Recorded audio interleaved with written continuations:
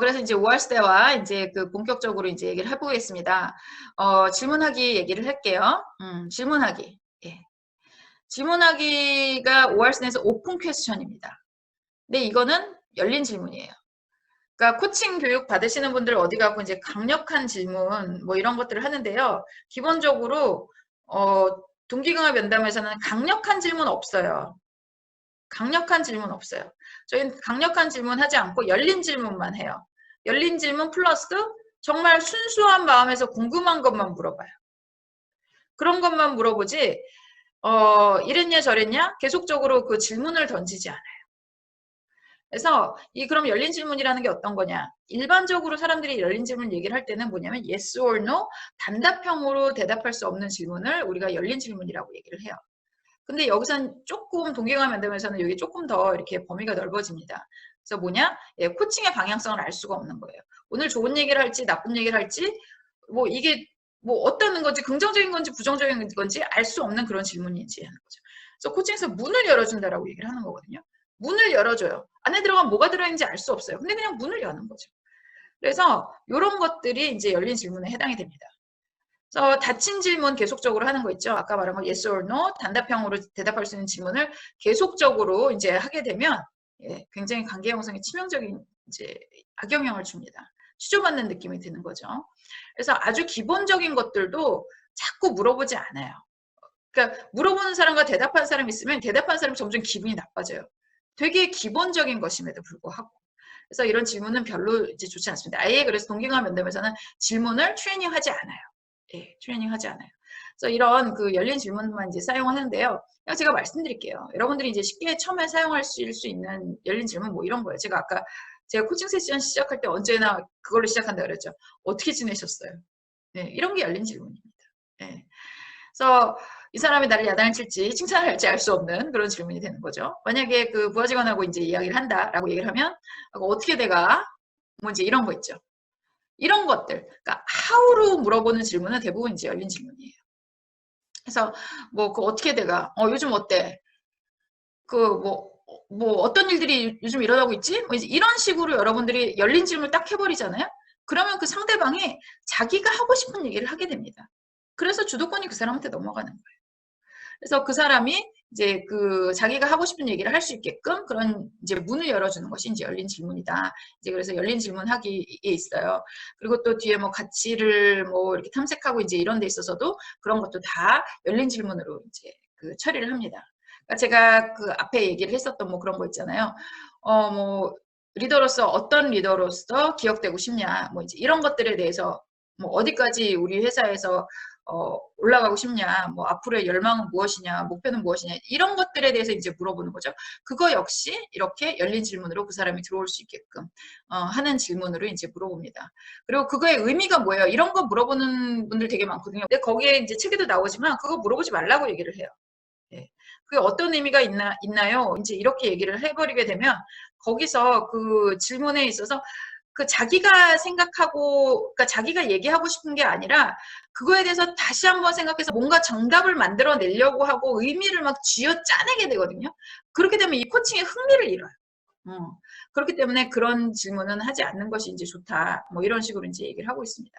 그래서 열린 질문을 이제 그런 식으로 여러분들이 이제 하시면 돼요.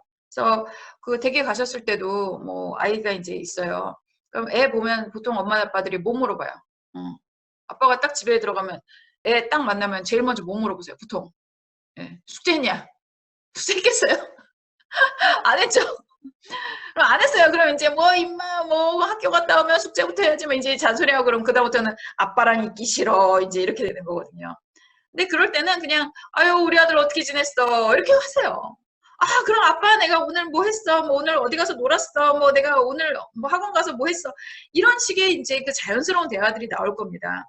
그러면 그 사람이 하는 얘기를 내가 다 들어줄 수가 있잖아요. 그럼 경청을 하는 게 뭐라 그랬어요? 예, 그 사람의 마음을 사는 거라 그랬죠. 그럼 관계가 좋아질 수밖에 없습니다. 그래서 이 열린 질문을 많이 사용하시라 저는 이제 그렇게 말씀을 드려요. 그리고 그 다음에 예, 나온 얘기. 그러면 이제 특히 이제 우리나라 분들이 많이 하시는 얘기인데요. 코칭은 질문 아닌가요? 코칭이 질문이면 질문이 코칭이면, 질문이 코칭 아닌가요? 이렇게. 질문이 코칭이면 문진이 치료다. 제가 그렇게 얘기를 하거든요. 의사들이 가면은 뭐 이거저거 많이 물어보잖아요. 뭐 잠은 뭐 잘 주무세요. 뭐 제가 그때 열이 막 되게 많이 나더라고요. 이유를 알 수 없이 열이 너무 많이 나는 거예요. 이제 가갖고 하면은 의사가 뭐 이런 거 저런 거 물어봐요. 뭐 기침하세요. 뭐 귀는 안 아프세요. 뭐 화장실은 불편함 없이 가세요. 이런 거 물어봐요. 그런 거 왜 물어봐요? 자기가 의심되는 게 있으니까 그거를 확인을 하는 거거든요. 그냥 물어보는 거 아니에요. 전문성이 있기 때문에 그런 질문이 나오는 거거든요.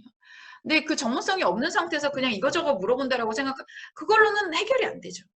그래서 이 질문이라고 하는 것도 사실은 이 코칭을 질문이라고 하시는 거에 그 문헌에서 이제 찾아보면 소크라테스의 문답법을 갖고 와서 하기 때문에 질문법을 쓴다라고 하시는 분들이 이제 계세요.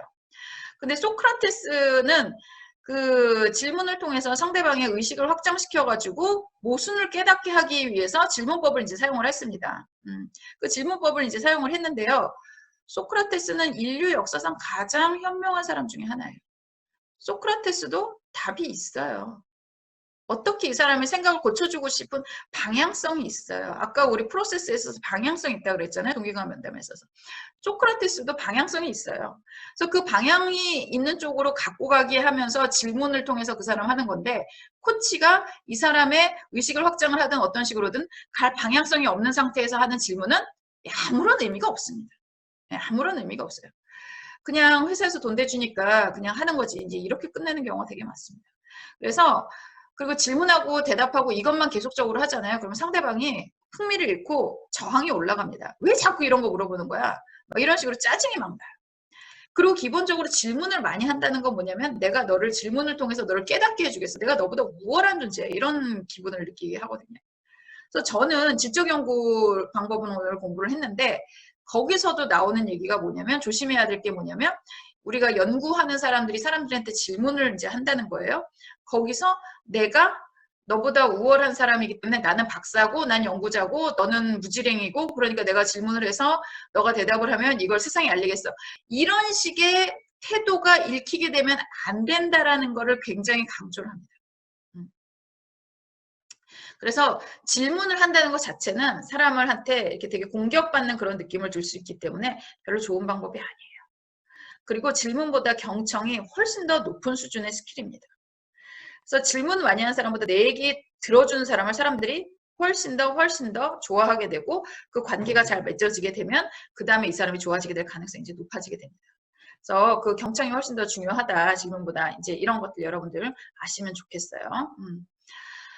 그러면 그 다음에 이제 또 우리가 어떤 얘기를 인정하기를 좀 이야기를 해보도록 하겠습니다. OR 대화에 있어서 O가 있었고요. 오픈 퀘스천에 대해서 얘기를 했고요.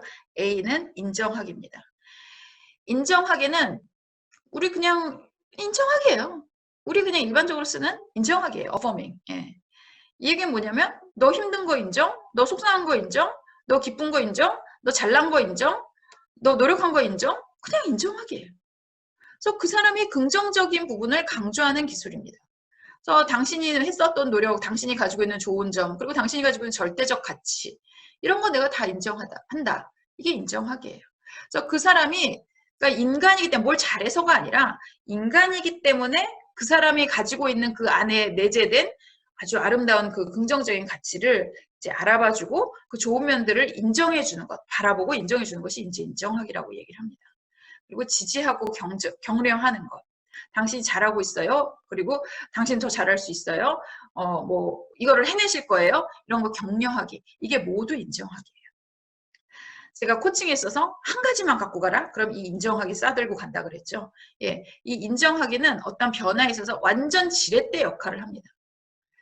그래서 비난하고 잘못됐다 뭐 이렇게 얘기를 하는 거는 아무런 도움이 안 돼요. 내가 그 사람보다 우월한 사람이고 내가 잘난 사람이고 그거를 드러낼 때 그런 거 하는 거예요. 그게 아니라 내가 상대방을 돕고 싶고 상대방이 더 잘하기를 내가 바란다. 그러면 이런 긍정적인 이야기를 해주는 것이 훨씬 더 이제 중요하게 됩니다.